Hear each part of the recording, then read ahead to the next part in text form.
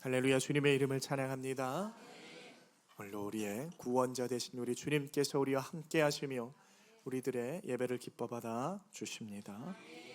오늘은 정의를 외치는 자라는 제목으로 하나님의 말씀 선포하겠습니다. 사랑하는 성도 여러분, 어제는 현충일이었습니다. 나라를 위해 헌신한 순국 선열들의 넋을 기리고 또 그분들의 뜨거운 마음을 본받는 그런 날입니다. 우리가 그리스도인들이기 때문에 죽은 사람들의 넋을 기린다라는 표현이 좀 맞지 않는 어구가 될 수 있지만, 그분들의 나라 사랑하는 그 마음을 다시 한번 생각하고 본받는 중요한 날인 줄 압니다. 지난주에 가족 중에 장례가 있어서 장례식에 다녀왔는데 공교롭게 돌아가신 분이 국가유공자의 아내분 되시는 분이셨어요. 그래서 마지막 그 옮겨지는 장지가 국립현충원이었습니다. 그래서 현충원에 다녀왔어요. 끝까지 들어가게 되는데 그 끝까지 들어가게 되면서 수많은 묘비들이 세워져 있는 것을 보았습니다. 성인이 되고서는 부끄럽지만 처음 가본 것 같아요.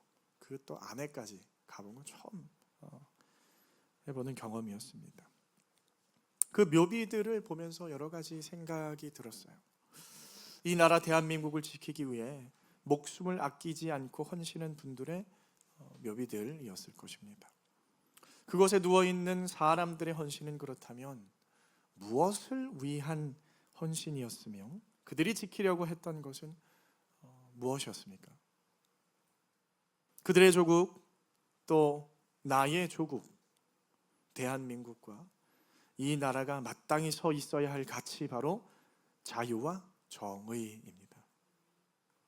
사람이 사람답게 살 수 있는 질서, 거짓이 진실을 이기지 못하고 불의가 정의를 짓밟지 못하는 세상, 그것을 지키기 위해 그들은 생명을 내어 놓았다라는 것입니다. 오늘 우리는 자유를 누리고 있어요. 자유 가운데 살아가고 있습니다. 이렇게 함께 모여 예배를 드릴 수 있는 자유, 마음껏 기도와 찬양을 할 수 있는 자유, 진리를 선포할 수 있는 자유, 잘못한 일에 대해서 잘못했다고 규탄할 수 있는 자유. 여러분, 이 자유는 결단코 거저 주어진 것이 아닌 줄 믿으시길 바랍니다. 누군가의 흘린 피 위에 세워진 것이라는 거예요. 이름조차 남기지 못하고 쓰러져간 수많은 이 대한의 젊은이들이 자기 한 목숨을 내어주며 지켜낸 것이 바로 오늘 우리가 살아가고 있는 이 대한민국입니다. 제가 오늘은 조금은 무거운 내용으로 설교를 전달할 것입니다. 특정 정당을 비판하는 의도와 내용도 아닙니다. 특정 세력을 지지하는 의도는 더더욱 아닙니다. 단지 썩어져 가는 세상에서 참된 크리스찬은 어떤 태도와 시선으로 살아가야 하는지에 대해서 말씀드리는 것이오니 오해하지 마시고 열린 마음으로 말씀에 귀 기울여 주시길 바랍니다. 지난 한 주 우리는 또 한 번 이 나라의 큰 일을 함께 지켜보았습니다. 지방선거가 있었어요. 이제는 그 누구도 부정하지 못할 것입니다. 이제는 더 이상 음모론으로 치부하지 못할 것이에요. 이번 선거는 심각하게 오염되었어요. 부정이 있었습니다. 문제가 발생했어요. 다들 아시다시피 선거 과정에서 투표용지가 부족했습니다. 단순히 한두 군데에서 실수로 그렇게 되어진 것이 아니라 전국에서 투표용지가 부족해서 실제로 투표에 문제가 생겼던 곳은 총 50군데. 50군데. 한두 군데가 아니에요. 67군데에서 투표용지가 부족했고요. 실질적으로 문제가 발생한 곳이 바로 50군데. 중단되기도 하고 연장되기도 하면서 많은 사람들이 투표를 하지 못하고 돌아가는 초유의 사태가 발생하게 되어집니다.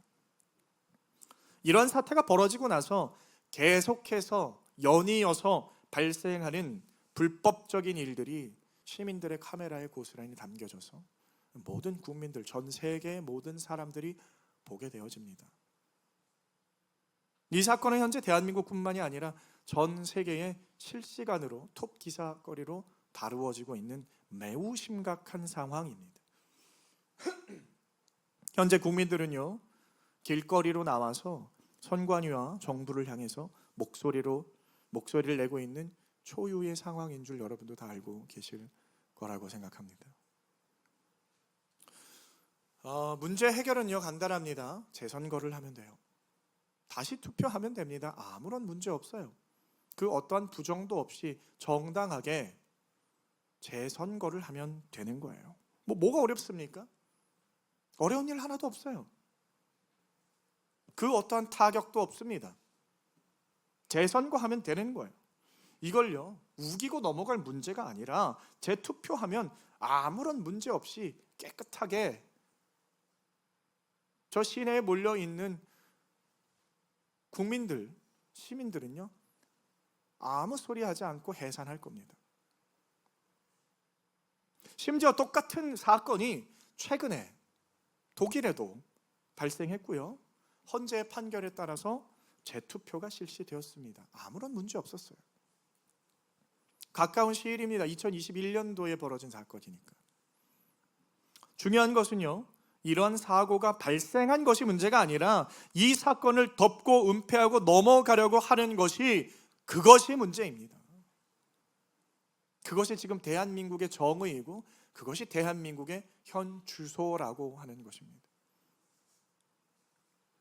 이런 어지러운 세상에서 하나님의 백성된 저와 여러분은 과연 어떠한 생각을 하고 어떠한 분별력으로 세상을 바라보는지에 대한 그 근본적인 고민을 가지며 오늘 말씀을 살펴보도록 하겠습니다. 우리가 앞서서 살펴보았듯이 하나님께서 이 세상을 지으실 때에 분명한 시스템을 세우십니다. 하나님 나라의 모형으로서 에덴이 지어지고 그 하나님의 세우신 법과 질서 가운데 유지되어지는 거예요. 눈 좀 뜨세요. 벌써부터 자면 어떡합니까? 일어나세요.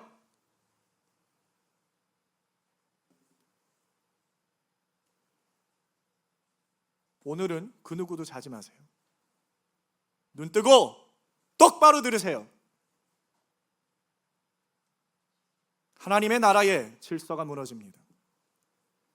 바로 하나님이 세우신 법이 깨져버리는 사태가 벌어지는 거예요. 이건 간단한 사건이 아니었습니다.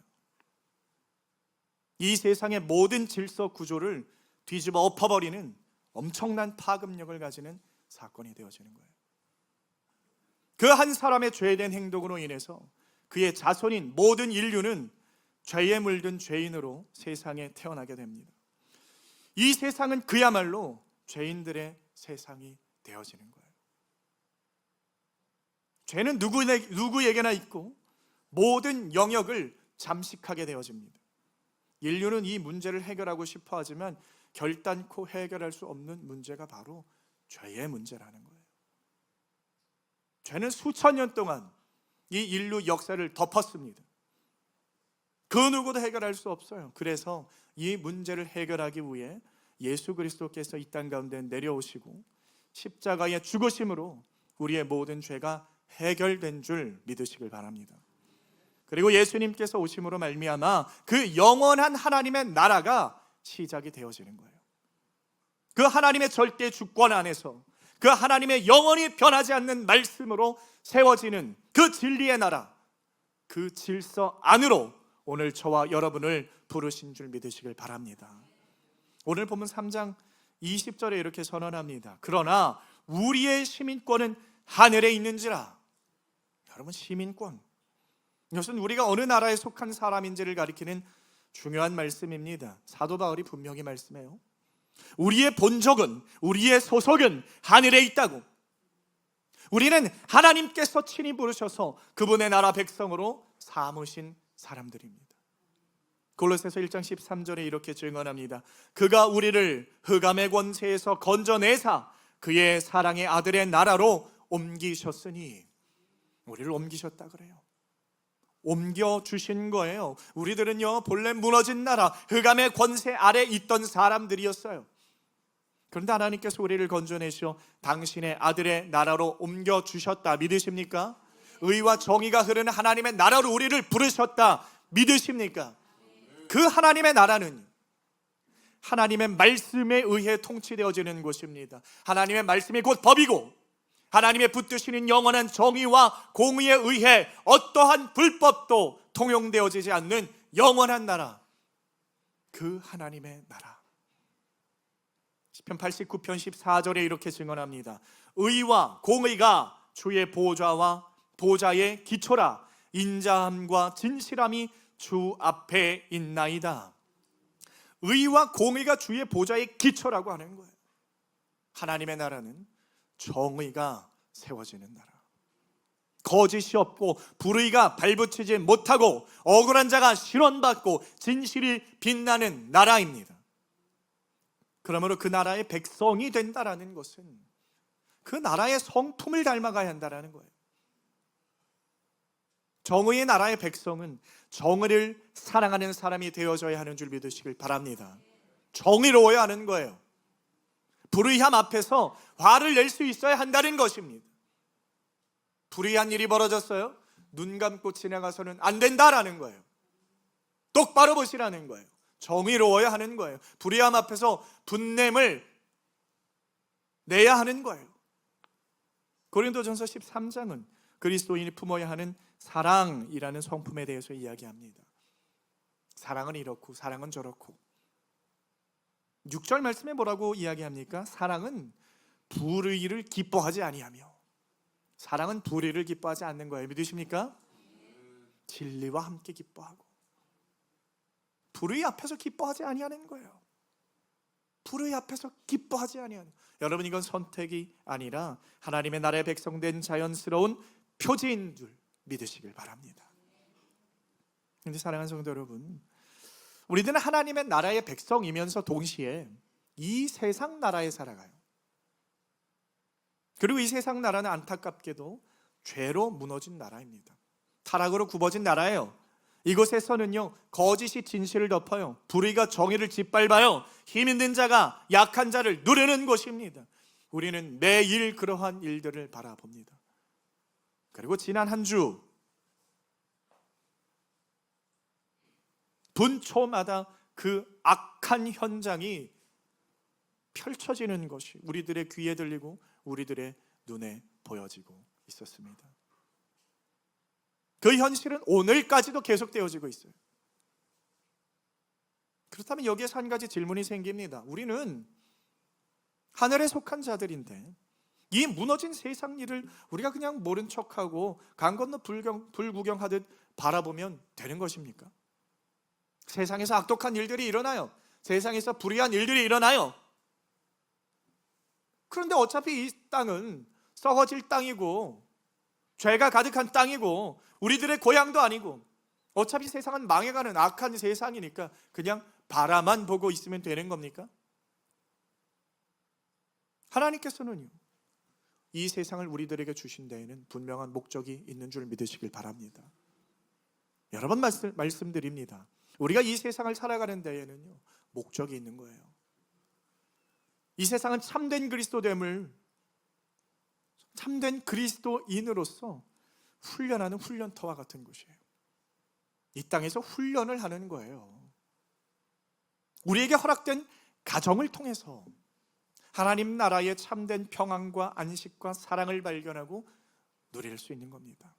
그래서 그 가정을 통해서 하나님의 나라를 볼 수 있는 거예요.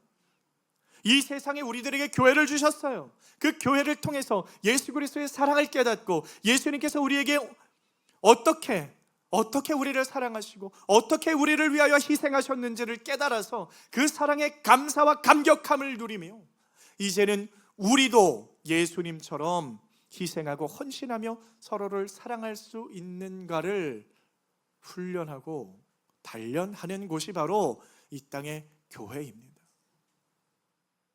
마찬가지로 우리에게 허락된 국가를 통해서 이 나라를 통해서 통치를 배우고 질서를 배우고 정의가 실천될 때에 건강하고 훌륭한 국가가 세워진다는 것을 배우고 그 안에서 하나님 나라의 백성으로서 정의를 외치고 질서를 세워 나가는 것을 훈련하는 터로서 우리에게 국가를 주신 줄 믿으시길 바랍니다.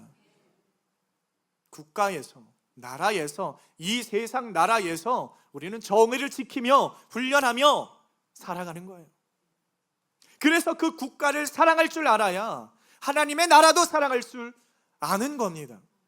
그 국가 안에서 크리스천의 본분이 정의를 지키고 수호할 줄 알아야 하나님의 나라에서도 정의를 수호하고 지킬 수 있게 되어지는 줄 믿으시길 바랍니다. 하나님께서 우리를 세상 가운데로 부르신 것은 이 무너진 세상 한복판에서 그 나라의 정의를 살아내고 드러내게 하시기 위함인 줄 믿으시길 바랍니다. 여러분, 예수님께서 가르쳐 주신 기도를 한번 생각해 보세요. 뜻이 하늘에서 이루어진 것 같이 땅에서도 이루어지이다. 날마다 주기도문을 외우면서 그 뜻대로 이 땅에서 이루어지길 원합니다. 하나님의 정의가 이 땅에서 이루어지길 원합니다. 그렇게 기도하잖아요. 입으로는 기도하면서 정작 눈앞에서 정의가 무너질 때에 입을 닫고 외면한다면 그것은 우리의 기도와 우리의 삶이 분리가 되어진 허무의 삶을 살아가고 있는 증거가 되어지는 것입니다. 그러므로 그리스도인들이 이 세상의 정의를 위해서 목소리를 내는 것은 여러분 영역을 벗어나는 일이 아닙니다. 그것은 합당한 일입니다. 그것은 하나님의 나라 백성의 마땅한 사명인 줄 믿으시길 바랍니다. 여러분, 제가 이런 이야기를 하면 어떤 사람들은 이제 그렇게 생각할 수 있어요. 아니, 정교 분리 원칙이 있는데 왜 자꾸 강단에서 목사님은 정치 이야기를 하는 거지? 듣기 싫어하시는 분들도 있어요. 여러분, 다시 한번 똑똑히 말씀드립니다. 정교 분리 원칙이라고 하는 것은 교회를 위해서 존재하는 법이에요. 교회를 지키기 위한 법입니다. 무슨 말이냐면 교회에 여러 가지 자유가 허락이 되어졌어요.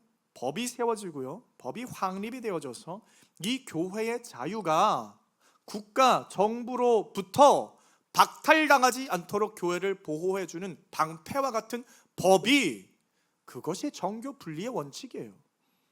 그래서 우리가 교회로 모여서 예배로 드리던, 기도회로 나아가던 집회의 자유를 보장해 주는 것이고, 강단에서 어떠한 말씀이라도 전할 수 있어야 하는 것이고, 그것이 단지 정부를 향한 일침이라든지 부당하고 정의롭지 않은 세상 일에 대한 규탄이든지 누구도 막을 수 없는 겁니다. 그걸 법으로 보호해 주겠다라는 거예요. 그게 종교의 자유입니다. 그리고 그 종교의 자유 안에 정교 분리 원칙이 있는 거예요. 국가도 막을 수 없는 거예요. 국가가 개입할 수 없는 거예요. 똑똑히 알고 계세요, 제발. 그리고 더 나아가서 성도들이 교회와 정치가 분리되어져야 된다라고 생각을 합니다. 누가 좀 설명을 좀 해주세요. 교회와 정치가 어떻게 분리가 됩니까? 어떻게 하면 분리가 될 수 있는 거예요? 교회가 국가를 떠나서 존재할 수 있습니까? 국가의 법 안에서 교회가 따로 존재할 수 있는 거예요? 설명을 좀 해보세요. 저는 이해가 안 됩니다. 여러분, 교회와 정치는 결단코 분리가 되어줄 수 없는 거예요. 얼마 전에 국회의 종교법인 해산법이라는 법이 다시 한번 발의가 되어졌어요. 종교법인 해산법. 어떤 법이냐? 교회 안에서 선거운동이나 특정 정치적 목적을 위해 조직적 반복적으로 개입하여 공익을 현저히 해친 경우에 주무관청이 법인의 설립 허가를 취소하며 남은 재산, 모든 재산, 그 재산을 모두 국가로 환수하도록 하겠다라는 법안이에요. 쉽게 말씀드리면 예배를 드리거나 교회 안에서 어떤 모임을 했을 때에 정치적인 색깔을 반복해서 드러낸다라고 하면 국가가 개입해서 그 교회를 박살내고 다 해체시키고 성도들이 냈던 모든 헌금, 쌓여져 있는 우리 부동산이든 모든 어떠한 재산이라도 다 국가로 환수 조치하겠다라는 악법입니다. 자유를 지금 박살내겠다라는 거예요. 정교 분리의 원칙을 무너뜨리겠다라는 거예요. 그래서 여러분, 이 법안이 통과가 되면 반복적으로 정부를 비난하거나 특정 정당의 잘못을 규탄했을 때에 국가가 교회를 박살내고 이러한 일들을 벌이겠다라고 하는 겁니다. 그럼 문제는 누가 기준을 정합니까? 어떤 것이 정치적인 일이라는 것. 여러분, 성경에 나와 있는 대로 설교를 하는 것이 그게 정치적인 일이라고 어떻게 말을 할 수 있습니까? 교회 안에서 동성애자들을 비판하는 것이, 죄인들에게 죄가 있다라고 말하는 것이 정치적이라고 한다면 교회가 박살이 난다라는 거예요. 여러분, 이래도 교회와 정치가 관련이 없습니까? 이러한 법안이 통과되면 교회는 그냥 입 닥치고 가만히 있어야 돼요? 예, 그런 악법 괜찮습니다, 통과시켜 주세요. 가만히 있어야 되는 거예요, 교회가? 눈 뜨고 쳐다만 보고 있어야 됩니까? 여러분, 이럴 때 목사들이 강단에서 어떤 소리를 해야 돼요? 당장 교회의 목을 조여오는 그러한 법안이 통과되기 직전인데 그냥 입 다물고 강단에서 짖지 못하는 개가 되어야 되는 겁니까? 이사야 56장 10절 말씀에 이렇게 말씀하고 있어요. 함께 읽습니다. 함께 읽어보도록 합니다. 이스라엘의 파수꾼들은 맹인이요 다 무지하며 벙어리 개들이라. 짖지 못하며 다 꿈꾸는 자들이요 누워있는 자들이요 잠자기를 좋아하는 자들이니. 무슨 말씀입니까? 이사야 선지자가요, 이스라엘의 거짓 선지자들을 향해서 질타하는 말씀이에요. 하나님의 백성으로 부르심 받은 자들이 과연 이러한 때에 입 다물고 짖지 못하는 개가 되어야 되는 것입니까? 여러분, 성경을 보세요. 다니엘은요 왕 앞에 나가서 회개하라고 말했습니다. 에스더는 3일간 금식하며 자기 자신의 백성들을 살리기 위해서 죽으면 죽으리라는 마음으로 왕 앞에 나아가는 거예요. 사도 바울은 로마의 총독들과 정의를 위해서 단판을 짓습니다. 세례 요한은 헤로당 앞에 나아가서 그의 성적 타락에 대한 회개를 촉구하는 겁니다. 나단 선지자는 그가 섬기던 왕 앞에 나가서 그의 잘못을 하나님의 이름으로 정죄하는 거예요. 대체 우리는 어떤 성경을 보고 있는 겁니까? 우리끼리만 정의를 속삭여라. 남들이 들으면 안 되니까 우리끼리만 쉬쉬해라. 아니, 우리끼리도 이야기하지 말아라. 이런 건 대체 어느 성경 몇 장 몇 절이에요? 성경은 우리에게 침묵하는 것에 대해서 엄히 경고합니다. 잠언 31장 8절로 9절 말씀에 너는 말 못하는 자와 모든 고독한 자의 송사를 위하여 입을 열지니라. 너는 입을 열어 공의로 재판하여 곤고한 자와 궁핍한 자를 신원할지니라. 이사야 1장 17절 말씀입니다. 선행을 배우며 정의를 구하며 학대받는 자를 도와주며 고아를 위하여 신원하며 과부를 위하여 변호하라 하셨느니라. 여러분, 불의함 앞에서 침묵하고 있는 것은 경건이 아니라 직무유기입니다. 여기에 우리가 반드시 마주해야 할 시험이 하나가 있어요. 우리의 정의가 진짜 하나님의 나라의 정의인지 아니면 그것이 그냥 단지 정의의 옷을 입은 또 다른 무엇인지를 가려내는 시험이에요. 여러분, 한번 생각해 보시길 바랍니다. 우리가 누군가의 불의함을 볼 때에 분노하십니까? 불의함을 보면 분노가 일어나세요? 무단횡단하는 사람들을 보면 여러분 불의함이 일어납니까? 화가 나요? 그러면서 나는 무단횡단해도 괜찮고 저 사람은 하면 안 되고. 우리가 언제 화를 냅니까? 나의 불의함이에요? 상대방의 불의함이에요? 상대방의 불의함에 우리가 분노를 내는 거예요. 나의 불의함은요, 온갖 이유를 대고 합리화를 시켜요. 괜찮다라고 말을 하는 거예요. 내가 바쁘니까. 나는 지금 바빠. 화장실이 급해. 그럼 불의함을 저질러도 되는 거죠. 근데 남들은 안 되는 거예요. 불같이 화를 내요. 여러분 쉽게 한번 생각을 해보겠습니다. 곧 있으면은 전 세계에 스포츠 컴피티션이 하나가 뭐가 일어나요? 월드컵이 있어요. 월드컵 기대하고 계십니까? 기대하고 계세요? 기대가 안 되세요? 기대 좀 하십시다. 자, 만약에 월드컵을 이제 시작했어요. 예를 들어보는 거예요. 이번에는 또 32강 여기부터 시작하더라고요. 32강에 올랐어요. 16강에 올랐어요, 대한민국이. 8강까지 올라갔어요. 근데 8강에서 예를 들어서 일본을 만났다라고 생각합니다. 이겨야 돼요, 져야 돼요? 져야 돼요 하시는 분들 이런 없으시죠? 이겨야 된다. 한일전은 항상 피 튀기는 접전이 벌어져요. 이겨야 되는데, 자, 근데 문제는 자꾸 심판이 편파 판정을 하는 거예요. 우리나라에 대해서. 막 그냥 아무것도 아닌데 괜히 옐로우 카드 주고, 막 옵사이드라고 막 그러고, 말도 안 되는 그런 편파 판정을 해서 우리나라가 8강에서 졌다고 칩시다. 자, 그러면 기분이 어때요? 좋아요, 안 좋아요? 진 것도 안 좋은데 편파 판정한 것 때문에 더 난리가 나겠죠. 막 이게 불의함을 참을 수가 없는 거예요. 정정당당하게 했다면 그냥 진 걸로써 그냥 화가 나겠는데, 저놈의 저 심판 저거 화가 나는 거예요. 그런데 여러분, 만약에 그럴 일은 없지만 만약입니다. 심판이 자꾸 우리 편을 들어주는 거예요.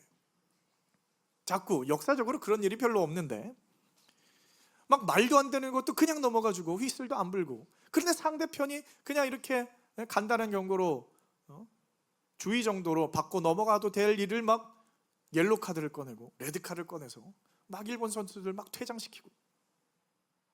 자, 그럼 기뻐요, 안 기뻐요? 기뻐요, 안 기뻐요? 기쁘잖아요. 13번째 선수 이러면서. 우리가 승리해요. 4강 진출 난리가 났어요. 막 기뻐합니다. 그런데 알고 보니까 축구협회에서 엄청난 뇌물을 사용한 것 정황이 드러났어요. 불법을 저지른 거예요. 자, 그러면 그러한 상황 앞에서, 그러한 불의함 앞에서 과연 그리스도인 된 자들이 정의를 외칠 수 있겠습니까? 여러분 기쁘시겠어요? 뇌물 써서 반칙해서 우리가 이긴 거네. 세상 사람들은 그럴 수 있겠죠. 적어도 크리스찬들은 그러면 안 되는 줄 믿으시길 바랍니다. 안 되는 거예요. 여러분, 이번 선거도 마찬가지. 선거라는 것은요, 공평해야 돼요. 정직해야 돼요. 정의로워야 돼요. 선거라는 건 어쩔 수 없이 선택을 하게 되어지죠. 선택입니다. 그리고 보통 내가 지지하는 진영이 있고요, 그렇지 않은 진영이 있는데, 나는 이 진영도 좋고 여기도 좋고 이런 건 잘 없어요. 이런 건 거의 없습니다. 그러면 이러한 경우에서 만약에 내가 지지하지 않는, 내가 선택하지 않은 상대방 쪽에서 부정을 저질렀다, 그리고 그것이 발견이 되었다, 어떤 마음이 들어요? 참을 수가 없어요. 분노가 일어나요. 길거리로 뛰쳐나와서 죽일 기세로 난리를 치는 겁니다. 그런데 이 일이 반대로 내가 지지하는 정당에서 부정선거를 저질렀다,